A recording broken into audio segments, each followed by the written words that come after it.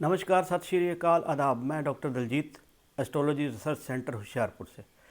लाल किताब के रियायती 40 दिन के बारे में आज मैं आपको बताऊंगा कुछ कि रियायती 40 दिन क्या हैं। लाल किताब में एक बात बड़ी महत्वपूर्ण है कि इसमें वर्षफल को बहुत महत्व दिया गया है।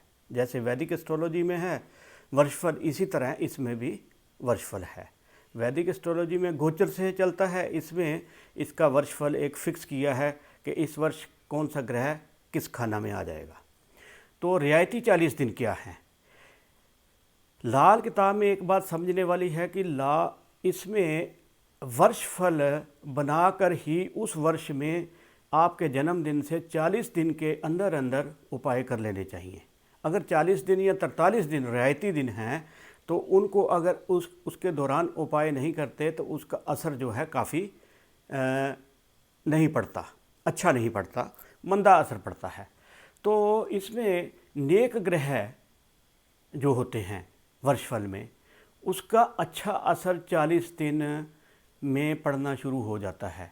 मगर जो बुरे प्रभाव वाले ग्रह हैं वो जैसे राहु केतु शनि हैं।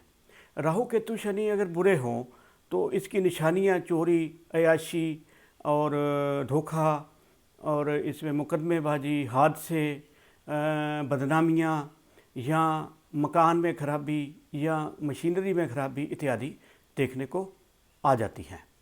तो 40 दिन के बाद ही इस फरमान के अनुसार है कि कोई बुरा प्रभाव आप पर पड़ेगा। अगर 40 दिन के रियायती समय में आपने उपाय कर लिए तो आपका बुरा प्रभाव जो है वो ग्रह का आप पर नहीं पड़ेगा।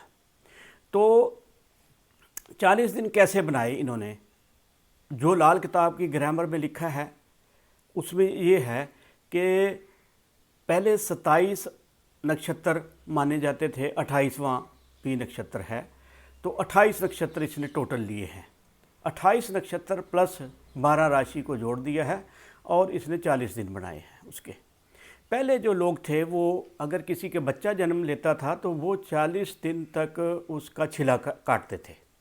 औरत जो है 40 दिन तक छिला काटती थी, और जो मरण हो जाता था किसी का तब भी 40 दिन का वो रखते थे मातम, कि भाई उस घर में 40 दिन का मातम है। आजकल कुछ चेंज हो गया, मगर ये बुक जो लिखी गई तो पुराने संस्कारों के अनुसार लिखी गई।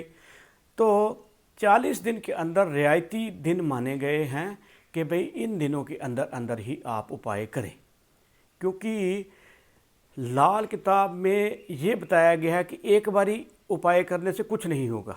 हाँ, आपके उपाय जो हैं उसमें बताए गए हैं कि अगर सूरज नेक नहीं है, सपोज कर लो आपको नहीं पता लग रहा कि सूरज नेक, आपका टेवा नहीं है, आपके पास कुंडली नहीं है, तो सूरज को कैसे ठीक करना है, 43 दिन गुड़ बहाएं।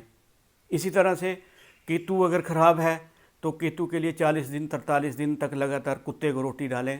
ऐसे उपाय बताए गए हैं, मगर ये आम उपाय हैं। खास उपाय होते हैं अच्छी तरह से स्टडी करके, और उसकी टक्कर क्या है, उसके बाद उसमें कौन कौन से ग्रह नीच के आए हुए हैं, कौन से ग्रह पक्के घर के आए हैं, किसका ग्रह का फल ज़्यादा मिलेगा, किसका कम मिलेगा, किसका उपाय किया जा सकता है, किसका नहीं किया जा सकता।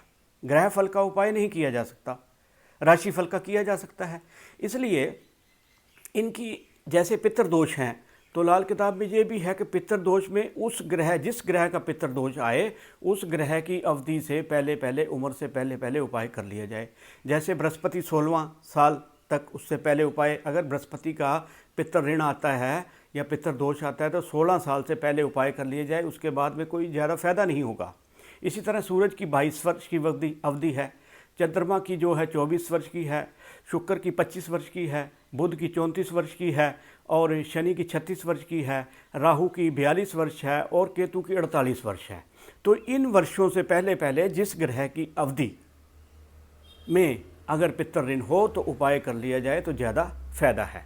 अब एक बात और, लाल किताब का फरमान है कि क्या प्रिंसिपल्स हैं, क्या सिद्धांत हैं, कैसे उपाय करेंगे, इसकी क्या विशेषताएं हैं। नंबर 1 तो बताया गया है कि उपाय दिन के समय ही करें, सूरज के खड़े खड़े। रात को शनि का कहते हैं सांप जो है आपको डंक मार लेगा, इसलिए रात को उपाय मत करें। अगर इसका मतलब ये हुआ कि सूरज होना चाहिए। अगर बारिश है या बादल छाए हुए हैं तो मत करें। दूसरा, कोई भी ग्रह का उपाय जो है 40 से 43 दिन तक लगातार करने से ज़्यादा लाभ होता है। नंबर 3, अगर आप दूर बैठे हैं, आप नहीं उपाय कर सकते, तो आपका कोई खून का रिश्तेदार, भाई बहन, माता पिता भी उपाय कर सकता है, उसका फल भी आपको पूरा मिलेगा। और उपाय श्रद्धा के साथ करने चाहिए। ये लाल किताब के कुछ फरमान थे जो जनरल बातें थी, इसलिए वर्ष फल के अनुसार ही हम हर एक साल वर्ष फल में, जब आप अपना वर्ष फल किसी से बनवाते हैं विद्वान से, तो बनवा कर ही उपाय कीजिए, उससे ही आपको लाभ होगा। नमस्कार, सत श्री अकाल, आदाब।